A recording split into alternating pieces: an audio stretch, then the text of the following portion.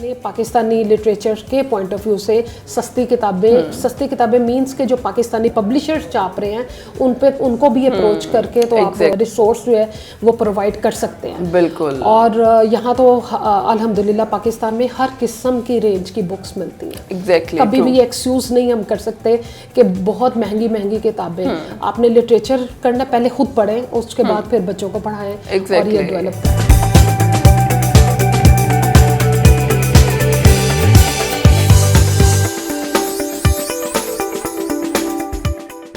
अस्सलाम वालेकुम एवरीवन, मैं हूं आपकी होस्ट मुआफ़ा मलिक। हम और आप विद PNY के एक न्यू शो के साथ।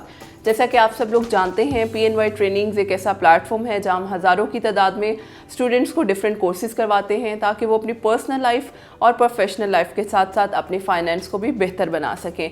PNY ट्रेनिंग्स का एक पोर्टफोलियो है PNY पिंक, जिसमें हम बात करते हैं ख़वातीन से रिलेटेड, किस तरह से ख़वातीन मर्दों के शाना बशाना काम कर सकती हैं और अपने आप को और दूसरों की लाइफ में एक वैल्यू एडिशन का काम कर सकती हैं। इसी पे आज हम बात करेंगे। हमारे साथ गेस्ट मौजूद हैं, बहुत ज़बरदस्त मौजू पे हम बात भी करेंगे। स्पेशली उनका एक जो प्रोजेक्ट है बुकलिशियस के नाम से, कि किताबों को फ़रोग देना। हमारे यहाँ मतलब हमने किताबों को इतना ज़्यादा निगलेक्ट कर दिए, हम गैजेट्स पे आ चुके हैं और हमने अपनी जो किताबों की एक रवायत है उसको ख़त्म कर दिया है। और इसी रवायत को दोबारा शुरू करने के लिए मिस ने जो एक इनिशिएटिव लिया है वो बड़ा ही अप्रिसिएशन का काम है। तो हम इनसे बात करेंगे। हमारे साथ जो गेस्ट मौजूद हैं, डॉक्टर साइमा शाबान हमारे साथ मौजूद हैं, जो कि ऑथर हैं, रिसर्चर हैं, एंटरप्रेन्योर हैं और उसके साथ साथ ट्रेनर और कंसल्टेंट भी हैं। तो हम वेलकम करते हैं इसको अपने शो में। अस्सलाम वालेकुम, कैसी हैं आप? वालेकुम सलाम, अल्हम्दुलिल्लाह। Thank you so much for your time. और बड़ा ज़बरदस्त आप काम कर रही हैं, बहुत कुछ है। मेरा ख्याल है इंट्रोडक्शन अभी बड़ा हमने कंसाइज करवाया है, लेकिन मैं जानना चाहूँगी कि आपने इतनी डिफरेंट वैरायटीज़ में या डिफरेंट डाइवर्सिटीज़ में काम किया है, तो ये इनिशिएटिव कहाँ से लिया, जर्नी स्टार्ट कहाँ से हुई? अच्छा मुआफ़ी, इसके लिए मैं आपको सबसे पहले बताना चाहूँगी कि necessity is the need of invention. Exactly. के और वैसे भी अल्लाह ताला ने वुमेन की नेचर में इस तरह से मोल्ड करने की आदत जो है वो रखी हुई है कि वो हर सांचे में डल जाती है। बिल्कुल। और जब नीड आती है एजुकेशन की, तो हमारे यहाँ डिफरेंस किया जाता है कि वुमेंस को, औरतों को, लड़कियों को एजुकेशन की ज़रूरत इस वजह से ज़्यादा नहीं है क्योंकि उन्होंने जॉब नहीं करनी। और जॉब से रिलेटेड या प्रोफेशन से रिलेटेड फैसिलिटी जो मर्दों को प्रोवाइड की जाती है, औरतों के लिए कम है। तो एक मिनिमम एक हद तक तो एजुकेशन चलती है, मिडिल क्लास ले लें या अंडर प्रिविलेज ले लें या गवर्नमेंट लेवल पे ले लें, लेकिन हायर लेवल पे वो एक्सेप्ट करना पड़ेगा ये डिफरेंस हमें। बिल्कुल। और मेरी जर्नी इस तरह से थी कि एजुकेशन, ग्रेजुएशन के बाद मेरी शादी हुई और उसके बाद क्योंकि मुझे एजुकेशन का शौक़ था तो एजुकेशन मैंने ये मास्टर्स और लिटरेचर और उसके बाद फिर MS और फिर PhD जो है कंटिन्यू रखी। और फिर मेन मकसद मेरा ये था कि एजुकेशन को हम अर्निंग से रिलेट नहीं करें, क्योंकि एजुकेशन इज़ अ बिल्कुल डिफरेंट चीज़ है।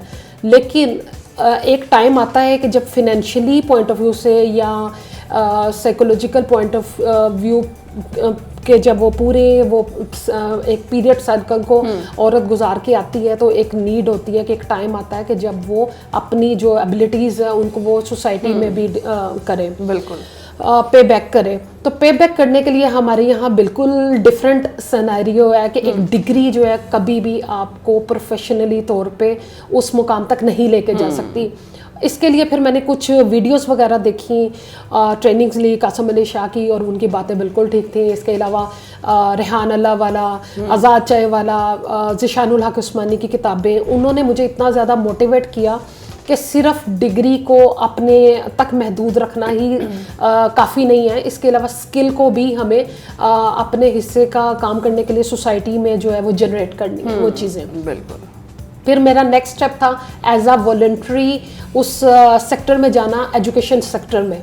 एजुकेशन सेक्टर में मैंने वो डिसाइड किया एनजीओज़ जहाँ जहाँ एजुकेशन का काम कर रही थी, कैसे कर रही थी, उसका मुझे अपॉर्चुनिटी मिली एज अ साइट फाउंडेशन में। और सबसे पहला मेरा स्टेप वही था कि वहाँ, उसके बाद फिर मैं वहाँ as an education development consultant के काम किया। और फिर वो आज़ाद कश्मीर और KPK और इस तरह से डिफरेंट अंडर प्रिविलेज एरियाज़ के स्कूल्स की मैंने वहाँ गैप्स देखे, वहाँ उनकी एजुकेशन सिस्टम और बाकी भी प्रॉब्लम्स जो है वो देखी। उसके बाद फिर एज अ मैनेजर मैंने वहाँ काम किया, तो तब मैंने और ज़्यादा पिक्चर क्लियर हुई और फिर मुझे नीड फील हुई कि अपने साथ और भी जो वुमेन एंटरप्रेन्योरशिप में आना चाह रही हैं, तो वो कौन सा एक एरिया है जिसको वो सिलेक्ट कर सकती हैं। सोशल मीडिया पे तो आ रहे थे, सीख रहे थे, ट्रेनिंग्स ले रहे थे, लेकिन उसके बाद क्या, 3 महीने के कोर्स के बाद कुछ भी नहीं, 6 महीने के बाद कोर्स के बाद कुछ भी नहीं, एक गाइडलाइन नहीं है, उनको नेक्स्ट में इन्हेंस करने वाला प्लेटफॉर्म ही नहीं है। स्पेशली हमारी ये जो है राइटर्स से जब मेरा वो कंसल्ट हुआ, क्योंकि मैं खुद भी राइटर हूँ और एज अ पंजाबी राइटर के मैं तो अपनी किताबें फ्री में डिस्ट्रीब्यूट कर रही थी, क्योंकि वो एक तो हमारे यहाँ रीडिंग का इतना ज़्यादा कल्चर नहीं है, सेकेंडली क्या था कि पंजाबी लिटरेचर इतने लोग पढ़ते नहीं हैं, इतना ज़्यादा इन्वेस्ट नहीं करते, लेकिन मेरी रिसर्च पे थी तो फिर वो डिस्ट्रीब्यूट ही करनी पड़ी। लेकिन जब बच्चों के लिखने का मवाद या इस तरह से चीज़ें आई, तो वो राइटर से मेरे बात हुई, तो उनको बहुत ज़्यादा नीड थी कि उनको स्पेस दी जाए, उनको अप्रिशिएट किया जाए उनके काम को, उनको मोटिवेट किया जाए। हमारे स्कूल्स में हैरी पॉटर, शार्लेट और वो नारेना, गूज़बम्प कितना ज़्यादा कॉमन है। एग्जैक्टली नहीं, ये बड़ा इम्पोर्टेंट पॉइंट है, क्योंकि हम इस चीज़ को ना बड़ा निगलेक्ट कर चुके हुए हैं, पेरेंट्स भी और बच्चे भी। हम सिर्फ अपने वो जो एक सिलेबस है या कह लें एक हमारा उसी चीज़ को ट्रैक पे हैं, उसके अलावा हम शॉर्ट स्टोरीज, जिस तरह से हमारे यहाँ पहले होता था कि नाना या दादा आपको स्टोरीज सुनाते थे, बुक रीडिंग की एक हैबिट भी डेवलप होती थी, वो बिल्कुल ख़त्म हो चुकी हुई है।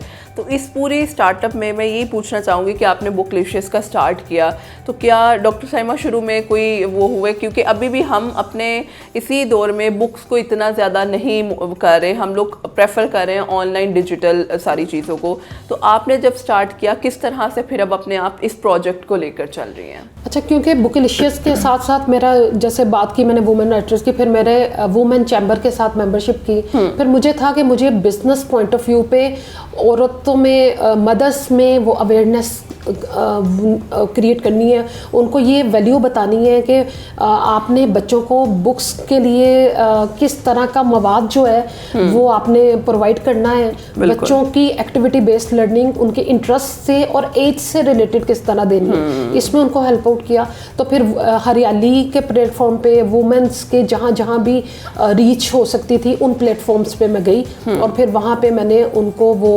जो राइटर्स थी उनको भी एक तो वो अप्रोच करके तो उनको वो स्टॉल पे उनको रीच दी, उनको इंट्रोड्यूस करवाया। सेकेंडली आहिस्ता आहिस्ता से ये इस तरह से कल्चर एक डेवलप होना शुरू हो गया ना, अवेयरनेस आ गई और चीज़ें आ गई, और फिर मदर्स को पता चला कि गैजेट जो है वो बहुत ज़्यादा प्रॉब्लम्स जो है क्रिएट कर रहा है, और साइकोलॉजिकल प्रॉब्लम्स हो रही थी बच्चों को, आइज़ के इश्यूज थे। इसके अलावा जो एक टच सेंसेशन का जो होता है एलिमेंट बुक के साथ जो रिलेट होता है, वो एक डिफरेंट चीज़ है। और जब हम एक्टिविटी में लेके आते हैं उसको, तो बच्चों की लर्निंग में, उनकी क्रिएटिविटी इन्हेंस करने में बहुत फ़ायदेमंद होता है। तो फिर उन्होंने वो मेरे से वो लिंक किया, फिर वो उनको वो बर्थडे पे, पास होने पे, डिफरेंट ओकेजन्स पे इसी गिफ्ट को जो है वो देने की आदत डेवलप की, और अल्हम्दुलिल्लाह ये 1 साल से अल्हम्दुलिल्लाह काफ़ी ज़्यादा जो लोग हैं वो ऑनलाइन भी और इसके अलावा स्टॉल्स पे भी रीच कर रहे हैं। अच्छा, मेन प्रॉब्लम ये थी कि मोस्टली 250 स्टॉल, एक्सपो में एक एग्जीबिशन लगी थी, 250 स्टॉल लगे थे वैक्सनेट के, उसमें कोई भी किताब की स्टॉल नहीं था। इवन के बुकलिशियस को भी उन्होंने रिजेक्ट कर दिया था कि ये वो वुमेन एंटरप्रेन्योरशिप पे किताबें नहीं आ सकती। मेरा चूँकि वो ये वुमेन इनक्यूबेटर सेंटर के साथ रजिस्ट्रेशन हुई थी, फर्स्ट बैच था उनका, लर्निंग सीख रही थी, वहाँ भी उनको मुझे कन्विंस करना पड़ा कि जिस तरह से किताबें और ज्वेलरी और कपड़े और इस तरह से दूसरे हैंडक्राफ्ट इम्पोर्टेंट है, किताबें भी इम्पोर्टेंट हैं। अभी भी आप देख लें कि जितने भी बुक ये एग्जीबिशंस होते हैं या जो भी होता है, किताबों के बहुत कम स्टॉल्स होते हैं, ट्रू, रीच ही नहीं है। बिल्कुल। और हरियाली में देख लें एक ही स्टॉल होता है मेरा, वुमेन एंटरप्रेन्योर्स में जाऊँगी कि अपने साथ और भी वुमेन जो हैं जो ये बुक से रिलेटेड काम कर रही है, मैं उनको भी मोटिवेट करती हूँ हूँ कि आप रीच करें, आप आएँ, आप उन जगहों पे डिस्प्ले करें अपना ये, क्योंकि एक जनरेट करनी है हमें बेसिक नीड। तो उसके लिए बड़ा ज़रूरी है इनिशिएटिव लेना, और अगर उस इनिशिएटिव को हम हर घर में लेना शुरू करें तो मेरा ख्याल है वो ज़्यादा बेहतर है, क्योंकि पेरेंट्स को हमारे जो बच्चे हैं वो अपने पेरेंट्स को ऑब्जर्व करते हैं। अगर पेरेंट्स ही वो हैबिट डेवलप नहीं करेंगे तो आगे जाके भी ओब्वियसली वो हैबिट डेवलप नहीं होगी। तो बड़ा ज़बरदस्त पॉइंट डॉक्टर साइमा आपके साथ डिस्कस करने का मौका मिला, और जिस तरह से आपने बताया आपकी माशाल्लाह 5 किताबें भी पब्लिश हो चुकी हैं और कंटिन्यूसली आप इस प्रोसेस पे भी कर रही हैं, तो ये मेरा ख्याल है इट्सेल्फ बड़ा लर्निंग का प्रोसेस है हम सब के लिए। लेकिन बिफोर एंड मैं चाहूँगी कि कोई मैसेज जो आप हमारे प्लेटफॉर्म से देना चाहें हमारी यूथ को, हमारे पेरेंट्स को, और हमारे बिल्कुल मैं कहूँगी बच्चों को भी, कि हम अगर अपने आप को बुकलिशियस की आदत डालना चाहते हैं या ऐसी स्टोरीज़ की, क्योंकि अगर हम स्टोरीज से भी स्टार्ट करते हैं तो हमारा इंटरेस्ट डेवलप होगा, तो क्या कहना चाहेंगे आप? इसके लिए मुआविया लास्ट में मैं यही कहना चाहूँगी आपको कि बच्चों हमेशा वही करते हैं जो वो पेरेंट्स को करते देखता है। Exactly. कहने से कभी भी नहीं करते। आप ढेर लगा देंगे किताबों के, वो उनमें से जब तक मदर्स, फादर या कोई भी फैमिली के मेंबर्स जो हैं उनमें वो इंटरेस्ट डेवलप करने के लिए खुद से पढ़ना नहीं शुरू करेगा, बच्चे भी उस साइड पे नहीं आएंगे। सबसे पहले तो ये हैबिट डेवलप करनी है और बचपन से ही करनी है, और लाजमी नहीं कि बहुत महंगी कॉस्टली जो चीज़ों की तरफ जाएं। आप अपने पाकिस्तानी लिटरेचर के पॉइंट ऑफ व्यू से सस्ती किताबें मीन्स के जो पाकिस्तानी पब्लिशर्स चाप रहे हैं उनको भी अप्रोच करके तो आप रिसोर्स जो है वो प्रोवाइड कर सकते हैं। बिल्कुल। और यहाँ तो अल्हम्दुलिल्लाह पाकिस्तान में हर किस्म की रेंज की बुक्स मिलती हैं। Exactly, कभी भी एक्सक्यूज नहीं हम कर सकते कि बहुत महंगी किताबें। आपने लिटरेचर करना, पहले खुद पढ़ें, उसके बाद फिर बच्चों को पढ़ाएं और ये डेवलप करें। बिल्कुल, बड़ा ज़रूरी है, और ये बड़ा ज़बरदस्त काम है जो आपने एक इनिशिएटिव लिया है। ओब्वियसली ये बड़ा अप्रिसिएशन वाला काम भी है, और लोगों को स्पेशली एक प्लेटफॉर्म पे लेकर आना, एक ऐसे प्लेटफॉर्म पे जहां आप उनकी एक अच्छी रहनुमाई कर सकती हैं। तो doctor Saima, thank you so much for your time, and thank you so much all of you. इंशाल्लाह फिर हाजिर होंगे एक न्यू इंटरव्यू के साथ। हमें इजाज़त दीजिएगा। अल्लाह हाफ़िज़।